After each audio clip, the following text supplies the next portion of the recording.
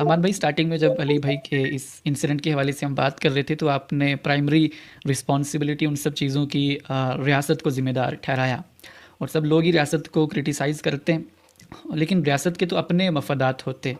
कल जिन लोगों को रियासत ने गोद में बिठाया हुआ था, आज उनकी जो लीडरशिप है उसका हमें पता भी नहीं है कि वो हैं कहाँ पर। मैं टीएलपी की बात कर रहा हूँ। तो आपको नहीं लगता कि जो हमारा मजहबी तबका है, खुसूसन जो उलमाए किराम हैं, उनको हमेशा अपनी मोरालिटी को शो करना चाहिए? आप इसी इंसिडेंट को देख लें कि इस इंसिडेंट पर अभी तक किसी भी आलिम ने क्रिटिसाइज़ नहीं किया उस अटैकर को। लेकिन उसके बावजूद अगला जो मेरा एक्चुअल सवाल था, उसके बावजूद अमान भाई जैसे इंटेलेक्चुअल्स जो हैं, वो ये कहते हैं कि उलमाए किराम को हम जुडिशरी के अंदर लेकर आएंगे। तो मैं तो आपकी ये स्टेटमेंट सुनकर डर जाता हूँ कि अगर उलमाए किराम का रिस्पॉन्स ये होगा, और ख़ासकर देखें मुफ्ती तारिक मसूद साहब जैसे बड़े स्कॉलर जो कि इंजीनियर साहब के दिफा में फ़तवा देने के बाद खुद अपने जुमे के बयान के अंदर ये बताते हैं कि जब से वो फतवा दिया है तो मुझे धमकियां आ रही हैं। तो उलमाए किराम का हाल ये है, और आप खुद इस चीज़ को एक्नॉलेज करते हो, उसके बावजूद भी आपको जुडिशरी के अंदर उलमाए किराम चाहिए। बहुत बहुत खूबसूरत बात की अबरार भाई, जो है वो छोड़ते नहीं है सवाल। हमेशा ये अंदाज इनका बहुत मीठा है, लेकिन मैं इनके प्रोग्राम देखता हूँ सवाल सब पूछते हैं, बड़े क्योंकि ये जबरदस्त सवाल बहुत है। हाँ। शदीद गिरावट है अबरार भाई। जिस मक, जिस मकतबे को हम उलमा का कहते हैं कि ये उलमा की क्लास है, बहुत इखलाकी गिरावट है। और माली खबर जिसका इशारा किया जुनैद भाई ने, गैंगस्टरिज्म, जिसको वो लफ्ज नहीं दे पा रहे थे, बट वो गैंगस्टरिज्म, मैं भी उससे वाकिफ हूँ और कोई उसको उसको देख के खुश नहीं होता। कराची में हुआ, हमारे पंजाब में गैंगस्टरिज्म, मैंने भी वो तजर्बे किए हैं, मसाजिद में, मदारस में, मैंने सब देखा हुआ है वो। और जिहाद के नाम पर गैंगस्टरिज्म भी हुआ है, बाकायदा कब्जा ग्रुप बने, अहले हदीसों के अंदर बने, देवबंदियों के अंदर। ये दो मेन प्राइमरी ग्रुप्स हैं। देखिए, रसूलुल्लाह ने फरमाया था कि मेरी हर उम्मत का एक फितना होता है। आप वाकिफ हैं इस हदीस से? मेरी उम्मत का फितना माल है, ठीक है ना। हमारी उम्मत के अंदर माल ने, आप चाहे लिबरल तबके में चले जाएं, जो एनजीओ क्लास है उसको यूएस एड के नाम पे, ऑस्ट्रेलिया एड के नाम पे इतना करप्ट हो गया हमारा लिबरल इंटेलिजेंसिया। यूनिवर्सिटी में जाएं, एकेडमिक्स में जाएं, बिल्कुल मॉरली बैंकरप्ट है। निजी जिंदगी बदकारी और वाइस से भरी हुई है, यानी बदफेली और बदकारी से। और उतले जो बयान है, बयानबाजियां हैं, जो जो पब्लिक आराएं, वो बिल्कुल इस्लाम की तहजीब से मुख्तलिफ, यानी क्यों? क्योंकि उसके अंदर फंडिंग इन्वॉल्व है। इसी तरह उलमा का तबका भी जो है वो क्लेशनकॉफ कल्चर, जो कि बुनियादी तौर पे पैसों का ही कल्चर है, पैसे को ही इंडिकेट करता है। क्लेशनकॉफ का कल्चर ताकत है, ताकत पैसे से आती है यहाँ पे आज की दुनिया में, उसको बहुत करप्ट किया। बिला शक मैं उलमा के तबके से, मैं ये इन्वर्टेड कॉमर्स में बात कर रहा हूँ, अली भाई की जुबान, इन्वर्टेड कॉमर्स। ये जो उलमा का तबका है, जिसको हम उलमा कह देते हैं, क्या ये वाकई में उलमा है? पहले ये सवाल बनता है। यानी कि जो छाप, डिग्री छाप हमने मिल बनाई हुई, अगर यूनिवर्सिटीज बच्चे बीबीए निकाल रहे हैं, बीए निकाल रहे हैं, तो हमारी ये प्राइम अजम्पशन ये क्यों है कि मदारिस के अंदर से कुछ साइंसदान निकल रहे हैं? यार फिकी उलूम, आप खुद जानते हो अरबी का क्या मेयार होता है हमारे सो कॉल्ड उलमा का। आपने कहा मुफ्ती तारिक मसूद बड़े उलमा में से, यार कहाँ है बड़े? वो वाज है। इफ्ता की डिग्री कर लेने से बंदा भी बड़ा, हालांकि मैं बहुत पसंद करता हूँ मुफ्ती तारिक मसूद को। मैं एक बात कर रहा था डॉक्टर एहसान स्पाइकर के साथ, वो आप समझे सेकंड जनरेशन एंग्लो मुस्लिम है, यानी कि उनके बाप भी, यानी वो कन्वर्ट नहीं है, वो पैदा मुसलमान हुए एज अ वाइट। उनके बाप 60s में कन्वर्ट किए थे। वो उस बंदे ने 15-20 साल स्पेसिफिकली इब्ने अरबी के फलसफे और फिक्र के अंदर इजाजत ली है मुख्तलिफ उलमा से। नॉर्थ अफ्रीका के अंदर, जॉर्डन के अंदर, पूरी दुनिया घूमा, बंदे ने मेहनत किया। उसको मैं आलिम दीन कह सकता हूँ, आलिम फाजिल आदमी। उनके इंटरव्यू में मैंने कहा, उन्होंने कहा यार ये फरंगी महल वगैरह का जब दौर था, उस दौर के अंदर, यहाँ से 150-200 साल पहले ही, जिन लोगों को हम उलमा कह रहे थे, आज अगर आप उनको हमारे उलमा दिखाएंगे तो वो उनको तालिब इल्म भी नहीं मानेंगे। ये मयार है यार। आप मतलब आप सिर्फ मजहबी उलूम में सिर्फ ये नहीं, और फिर एक इसके ऊपर सोने पे सुहागा ग्लोबलाइजेशन। वर्ल्ड वॉर 2 के बाद अमेरिका का दुनिया पे ग्लोबल छाप, ग्लोबलाइजेशन का दौर।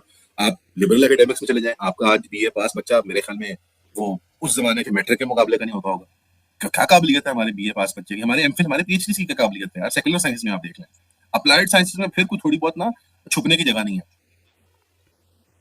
अप्लाइड साइंसेस में फिर ना छुपने की जगह नहीं है, क्योंकि वहां जो है वो नजर आ जाती है खर्च जो आपने मारी है, क्योंकि वो आपने बिल्डिंग टेढ़ी बना दी, आपने आपको आपसे कोड नहीं प्रोग्राम होता। बट ह्यूमन आर्ट्स जो होती हैं, लिबरल आर्ट्स जो होती हैं, जो सोशल साइंसेस, इसमें मजहब भी आता है, क्योंकि फलसफा और कानून का है बेसिकली बेहद ना। फलसफा है, मंतिक है, कानून है, लैंग्वेज है, लिटरेचर है, अरबी जुबान का आपने। तो we are not dealing with उलमा। अब बुनियादी उस प्रॉब्लम पे आते हैं, लेकिन लेकिन लेकिन अली में नहीं करते लेकिन। तो जी। मसला ये है कि we have no other option. जिस तरह के सोवियत जिहाद की बात की थी, were gangsters involved in the Soviet जिहाद? यस। क्या पाकिस्तानी स्टेट मिसयूज कर रही थी, अब्यूज कर रही थी जिहाद को? It did. बहुत से मिसाल किए थे। बट आइडियलिज्म मेरे अंदर तक महदूद है, बाहर मेरे प्रैक्टिकल रियलिटीज हैं। रियलिज्म में आपको मानना चाहिए। हालांकि सोवियत जिहाद जैसी चीजों को आइडियलिज्म के तौर पर पेश किया जाता है, वो रियलिज्म थी। रियलिज्म वो है कि जो ताश के पत्ते हाथ में, उन्हीं को खेल सकते हो भाई, जो कार्ड्स हैं आपके पास। सो उलमा का मेयार और कैलिबर कमजोर होने के बावजूद उनके कुछ कानून और कवायद हैं। अभी अगर पाकिस्तान में अगर मेरा आप बात कर रहे हैं मुराद भाई, मैं भी 30 साल का हो गया हूं, आप माशाल्लाह 22-24 साल के नौजवान लगते हैं, इंडिया में भी आप देख रहे हैं, जो आईएएस है या यहाँ पे पीसीएस है या जो जो सिविल ब्यूरोक्रेट जिसको हम कहते हैं, या जो फौज में जवान नौजवान जा रहा है, या जो वो वकालत कर रहा है उसके बाद जुडिशरी में जाएगा, उनका कैलिबर आप बयान करते हैं।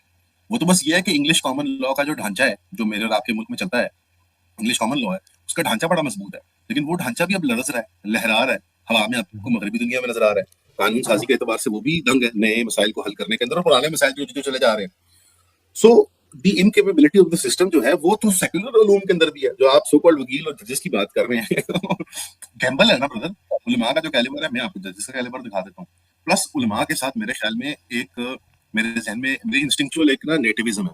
हमारे जो जहन ट्रेन कर दिए गए ना अनफॉर्चुनेटली पॉपुलर मीडिया और पॉपुलर फिक्शन के जरिए, पॉपुलर लिटरेचर के जरिए, कि हम अपने नेटिव बिलीफ्स को, कल्चर्स को, आइडियल्स को इतना कॉलोनाइज हो गया मेंटली कि हम उनको बाय डिफॉल्ट कमजोर मानते हैं, पस्त मानते हैं, बिकॉज वो मटेरियल सेंस में कामयाब नहीं है।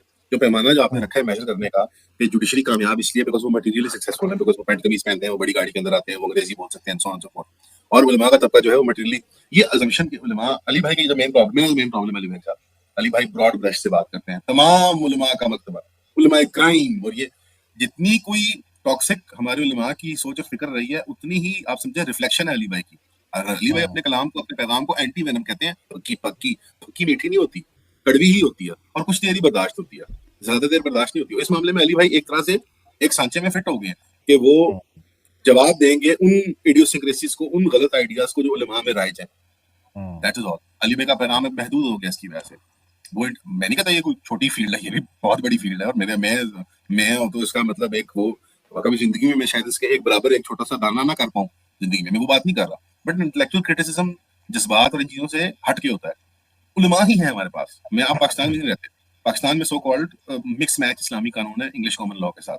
भाई हमारे यहाँ ज्यादा बुरा हाल है सिविल ब्यूरोक्रेसी का, जुडिशरी का। उलमा के अंदर आपको ना सिर्फ दानिश के एतबार, मैं आपको एक बात बताता हूँ, इल्म दानिश के एतबार से ना आप हैरान होंगे, कबायली, मुल्ले, मदरसे के, ये ज्यादा बेहतर डिप्लोमेट होते हैं हमारे ट्रेंड ब्यूरोक्रेट से, क्योंकि वो मसाइल जानते हैं, इंसानी उलूम जानते हैं। वो ये इतने इतने इतने इतने लाडले लोलोपप नहीं होते जितने आपको दिखाई जाते हैं कि इनको पता ही कुछ नहीं दुनिया में क्या हो रहा है।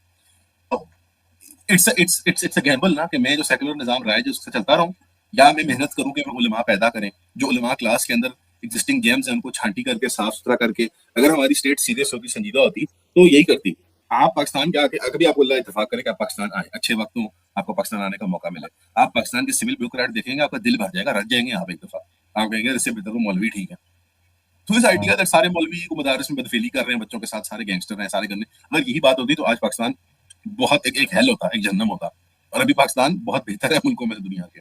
ये आइडिया दैट पाकिस्तान एक जहन्नम है और बाहर दुनिया के अंदर जन्नत है, बासित में रहते हैं कनाडा में, अमेरिका में, मुझे याद नहीं आ रहा, वो आपको वो गवाही दे देंगे किस जन्नत में वो रहते हैं, वो कौन सी जन्नत में रहते हैं। सो उलमा का तबका बहुत मलाइंड भी है। आई एम नॉट, वो ऑब्वियसली और बात है कि जो मजहबी तबके के दिफा में चले जाते हैं वो हाथी पार कर देते हैं, उनकी गिरावट नहीं बयान करते। ये गिरावट ही तो है कि सब चुप हैं। मैं इस बात से बिल्कुल, मैं क्यों उनका दिफा करूं इस बात का, ये घटिया कहते हैं। वो आज तक उनमें से कोई आदमी आके खड़ा हो ये नहीं कह सकता यार ये छोटा लड़का जो है ना, ये बच्चा, ये हमारा छोटा भाई है, हम इससे बिल्कुल इख्तिलाफ करते हैं, इससे नफरत करते हैं, लेकिन यार इसको कत्ल करने की कोशिश ना करो, इसके खिलाफ हाथ में कानून ना लो, कोई कर नहीं पाया ये गिरावट है हमारी। मान भाई बिल्कुल मैं एग्री करता हूँ आपकी बात से कि जो हमारी यहाँ पर सिविल ब्यूरोक्रेसी है उसके अंदर भी फॉल्ट्स हैं, इसमें कोई शक नहीं है, लेकिन वो एग्जीक्यूशन के फॉल्ट्स बता रहे हैं आप कि प्रोसीजर डिले होता है, मतलब यही प्रॉब्लम्स हैं। लेकिन जो उलमा के अंदर जो मेन प्रॉब्लम्स है वो आइडियोलॉजिकल इख्तलाफ है। अब जबकि इतने सारे फ़िरके बन चुके हैं, ऑलरेडी ग्रुप्स के अंदर डिवाइडेड हैं कि क्या, इसके बावजूद क्या आप सक्सेसफुल होंगे कि उन उलमाए किराम की क्लास को आप राइज़ करें जिनके ख्वाब आप देखते हैं? बहुत खूब, बहुत खूब, बहुत अच्छी बात है। ख्वाब नहीं देखता, हकीकत है भाई। आप एक किताब पढ़ें जरूर, द इम्पॉसिबल स्टेट, जरूर पढ़िएगा, बहुत शानदार किताब है द इम्पॉसिबल स्टेट, नामुमकिन रियासत। उस्मानी सल्तनत को देख लें आप, मुगली सल्तनत को देख लें, सफवी को देख लें आप, ये तस्वुर के कोई भी माशरत फ्रिक्शन के बगैर एग्जिस्ट करते हैं। मैं अभी हाल ही प्री पोस्ट मेडिवल बात कर रहा हूँ, अभी जो गुजरा हुआ कल है, तो मैं साहबा के दौर की सलफ़ सालीन की बात नहीं करूंगा। ये आइडिया कि आज के दौर में बहुत मकातब फिक्र उठ चुके हैं और बहुत ज्यादा फिरकावारियत है, नहीं भाई, हमारी तारीख पढ़े मुसलमानों की, आपकी टांगें कांप जाएंगी किस किस्म की फिरकावारियत पहले एग्जिस्ट करती थी, या पहले इतना इख्तलाफ था, या आज बहुत इख्तलाफ है पहले नहीं था, या आज मसाइल बहुत पेचीदा है या पहले नहीं थे। ये तस्वुर मेरे ख्याल में दुरुस्त नहीं है। नहीं, ब्यूरोक्रेसी से मुझे स्ट्रक्चरल मसाइल नहीं, मुझे प्रिंसिपल आइडियोलॉजिकल मसाइल है। पाकिस्तान की माशरत जो बासित साहब ने देखी एक जमाने में, जो साहब ने भी देखी होगी अपने बचपन में, मैंने भी देखी है, वो बिल्कुल जड़ से उखाड़ दिया पाकिस्तान की सिविल मिलिट्री ब्यूरोक्रेसी ने। हमारे यहाँ इस्लामी लिबास बिल्कुल खत्म होने को आ चुका है। हया, पर्दा, सेक्स और जेंडर के नॉर्म्स, जिनाकारी आम हो चुकी है, सूदखोरी आम हो चुकी है। हमारी सूदखोरी का निजाम मुशर्रफ ने आके खोला था, पहले कोई इतने बैंक बुक नहीं होते थे। अगर ये बड़े जराइम हैं इस्लाम के नजदीक और इनको हल करना मकसद है, और फिर हमारा ओवरऑल मुस्लिम तशख्खुस हमारे मुल्क की रियासत का, वो इन्हीं ने खत्म किया। सिर्फ मौलवियों ने तो नहीं किया, सिविल मिलिट्री ब्यूरोक्रेट्स ने किया, मिलकर किया, बड़ी मेहनत से किया। मुझे इनसे नजरियाती इख्तिलाफ है। क्यों? मैं इनके स्कूलों में पढ़ा हूं यार, मैंने वो ये लेवल किया, मुझे पता है क्या सोचते हैं। मैं इनकी यूनिवर्सिटी में पढ़ा हूं, मुझे पूरी तरह अंदाजा है इनके एनजीओ में। ये आइडियोलॉजिकली इस्लाम को खोखला एक मजहब बना देंगे, जिस तरह डॉक्टर साहब नहीं कहते थे कि एक दीन और एक मजहब है। हमारा दीन जो है वो इस वक्त लास्ट स्टैंडिंग रियल रिलीजन है। मैं फ्रैंक बात करता हूँ आपसे, ये मेरी जाती राय है, आप इससे इख्तिलाफ करें, इत्तेफाक करें, जी आपका अपना शगफ है। मेरे ख्याल में ईसाइयत एक रियल रिलीजन नहीं है एट दिस पॉइंट, माजरत के साथ।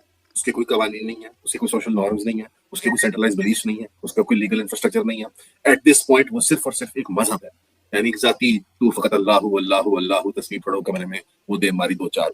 इस्लाम का मकसद ये नहीं। इस्लाम को लग जाता है हयात है, इनफरादियत का मजहब नहीं है ये।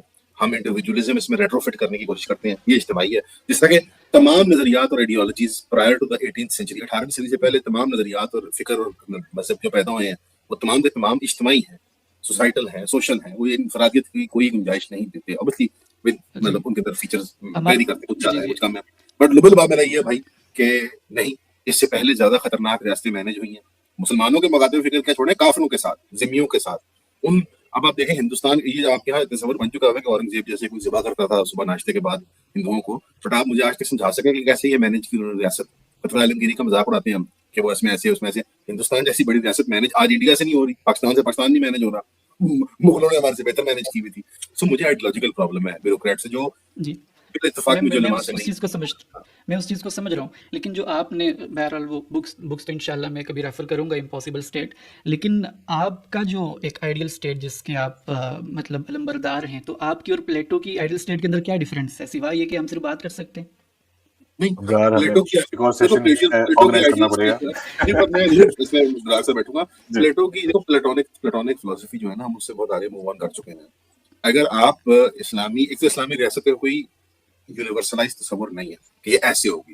हालांकि हमारे साथ बड़े प्यारे डॉक्टर सार अहमद इस्लामी जो बाहमा वजूद इस्लामी हो एक रियासत है, इसका क्या माने है, थोड़ी सी ये प्रॉब्लमेटिक बात है। बिला शक मुस्लिम तशख्खुस तो एट द मिनिमम है ना। पाकिस्तान फर्स्ट तो मुस्लिम तशख्खुस का नारा नहीं है। अब यहाँ बुनियादी इख्तिलाफ शुरू हो जाता है। अभी पिछले में अली भाई की क्लिप देखी, अली भाई कह रहे थे कि वो यार ये डॉक्टर सार साहब वगैरह बड़े नाराज होते थे कि वो इसका जो पैर वो ताज़ा खुदाओं में सबसे बड़ा वतन है, इसका पैर है जो मजहब का कफन है, ये शेर हमें बस आ गया। देखो रियासत तो मुसलमानों का ही दिफा कर रही है ना। यहाँ वो बुनियादी प्रॉब्लम आता है कि जब मुशर्रफ यहाँ पे आके पाकिस्तान फर्स्ट का नारा लगाता है, तो आप मुझे उसका तर्जमा करके बता दें कि इसकी तफसीर करके बता दें इसका क्या मायने है। प्रॉब्लम आ गई ना। आज आज तक मैं ये कह रहा हूँ आपको कि मैं अलंबरदार कम हूँ इस्लामी रियासत का, मैं नाकिद ज्यादा हूँ हालात हाजरा का। और अलंबरदारी भी जो है वो एब्स्ट्रैक्ट की है, हमें बहुत टाइम लगेगा सोचने में और एक कम टुगेदर करने में। और मैं रियलिज्म वाला आदमी हूँ। पाकिस्तानी रियासत के अंदर बहुत से इस्लामिक फीचर्स हैं। अगर मिसाल के तौर मैं प्रपोज करता हूँ आपको एक बात, इस्लामी रियासत छोड़ने आप, क्या मुसलमान इत्तेहाद इत्तेफाक की खातिर कॉन्फेडरेशन नहीं बना सकते सेंट्रल एशिया साउथ एशिया के अंदर? क्या हम यूरोजोन नहीं बना सकते, तजारती यूरोजोन? ये कौन लोग हैं जो हमें यूरोजोन बनाने से रोकते हैं? कौन है जो ईरान से तजारत के लिए रोकता है, अफगानिस्तान से रोकता है? तालिबान तो नहीं है, माजरत के साथ IRGC तो नहीं है, ईरान की रियासत तो नहीं रोकती, हमें अमेरिका बहादुर ने रोका हुआ है। हम सैंक्शंस के डर से ऑपरेट करते हैं। तो अगर आप सिनेसिज्म की निगाह से देखेंगे, नहीं हम बड़े माकियावेलियन प्रिंसिपल्स के तहत ऑपरेट कर रहे हैं, भी हमने लेफ्ट ही दिखा के राइट मारनी है, तो हैंड्स अप सर, में हाजिर हूं, बिल्कुल जी, लेफ्ट ही दिखा के राइट मारनी चाहिए, स्टेट क्राफ्ट है। बट प्रिंसिपल मोटिवेशन ही नहीं है हमारी रियासत के अंदर। मुझे ये मसला होता है पाकिस्तान में। पहले था यार अयूब खान कहता था मैंने अफगानिस्तान सांसद जोड़ लेना है पाकिस्तान को। उसका पूरा एफर्ट, उसने ये एफर्ट की थी ईरान और अफगानिस्तान के साथ। और ये मुशर्रफ के बाद ऐसा क्या होता है कि हम कहते हैं कि नहीं देखो पाकिस्तान की ये नक्शे जो है ना, रेड क्लिफ लाइन और ड्यूरेंट लाइन, ये अल्लाह ताला ने नक्शे बना दिए जमीन के ऊपर, और अब इसके हदूद से बाहर नहीं जा सकते या इसके अंदर कोई दाखिल नहीं हो सकता। These are principal problems that I think should be discussed. I think academics को कॉन्स्टिपेट कर देते हैं हम जब कहते हैं कि ये वो वाली बात होगी जो मजहबी उलमा से पूछते हैं, सर सोल्यूशन बताएं सर। ये क्या बात होगी सोल्यूशन? मैं खुद 30 साल का लड़का हूँ यार, मैं आपको क्या सोल्यूशन बताऊं? मैं जो देख रहा हूँ उसको मैं बयान कर रहा हूँ बस। बहुत ज्यादा रेजिग्नेशन दे जी जी आपने रेजिग्नेशन काबिल दे समझा। हाँ, जॉब छोड़ दो भाई। दीजिए।